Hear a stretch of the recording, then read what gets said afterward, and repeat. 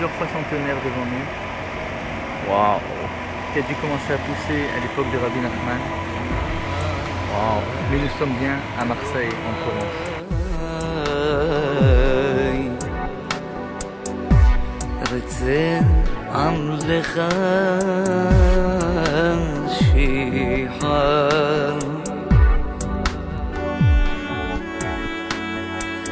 حلوت פניך במעמד השחר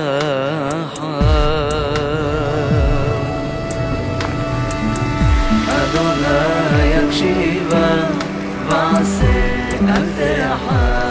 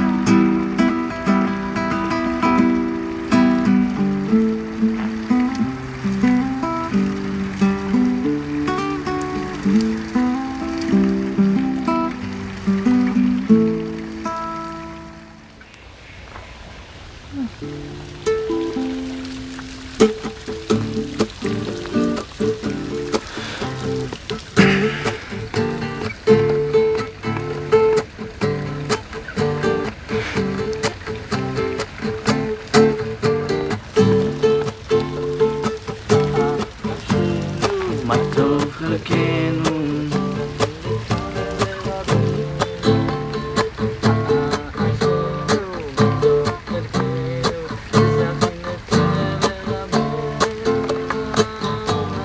ראש השנה אומן אומן ראש השנה אומן אומן ראש השנה אומן אומן ראש השנה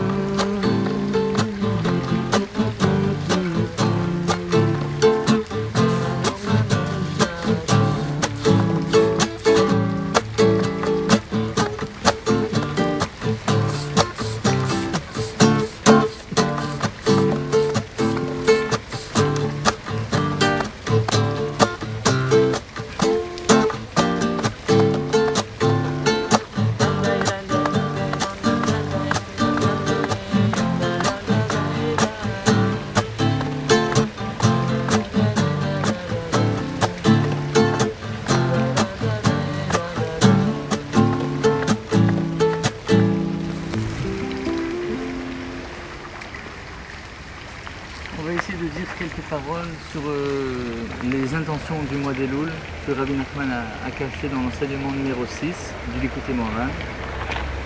Et il explique qu'un homme donc doit, s'il veut mériter les honneurs divins, qui sont en fait certainement des choses extraordinaires, il faut qu'il s'éloigne des honneurs des rois.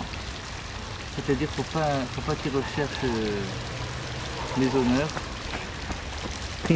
sans qu'il soit sûr de les mériter. Même s'il est sûr de les mériter, il ne faut pas qu'il recherche. Si vraiment il fuit les honneurs de façon émette, il obtiendra de façon cachée, sans que personne forcément le sache, les honneurs d'Hachem.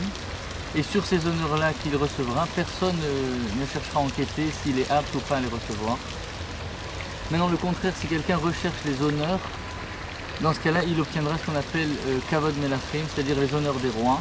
Et sur ces honneurs-là, tout le monde cherchera à enquêter, est-ce que cet homme vraiment est apte à recevoir ces honneurs? Et dans ce cas-là, ça ne sera pas du tout la même chose. Donc maintenant, ce Kavod Eloki dont parle Rabbi Nachman, cet honneur divin, il nous explique que ça s'obtient uniquement grâce à la tchouva. Et la tchouva, il explique que la tchouva, c'est quand on arrive à écouter quelqu'un qui nous insulte et qui nous méprise, et qu'on arrive à se taire, à la fois avec notre bouche et notre cœur.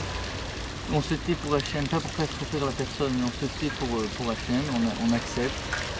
Et dans ce cas-là, on est en train de faire tchouva, et on peut dire vraiment qu'on fait tchouva. Et on transforme donc le dam, c'est-à-dire le sang qui est dans notre côté gauche du cœur, qui est le siège des passions et des mauvais traits de caractère. On transforme ce dam en dom, qui veut dire se taire, et on enlève ce sang qui bouillonne dans le côté gauche, le mauvais côté du cœur, on va dire dans ce cas-là, et on se purifie ainsi comme ça de notre Yetzerara, de notre mauvais penchant, en se taisant devant les insultes. Maintenant, dans cet enseignement, il parle aussi que quelqu'un qui veut rentrer dans la tchouva, il faut qu'il soit expert en halakha. En halakha, c'est à la fois la loi juive, mais là, il ne parle pas réellement de ça, mais c'est halakha, c'est le chemin, ça veut dire qu'il faut qu'il sache cheminer dans le service divin, à la fois être fort dans les montées, ne pas s'enorgueillir quand il monte, et à la fois dans les descentes, savoir que Dieu est toujours avec lui, et que malgré tout, qu'il soit en montée ou en descente, il a dans ces deux phases de sa vie la possibilité de s'attacher à Hachem, et il faudra qu'il sache vivre ces deux sortes de phases, parce qu'un homme peut passer par des millions de montées, et surtout des milliers de descentes dans sa vie.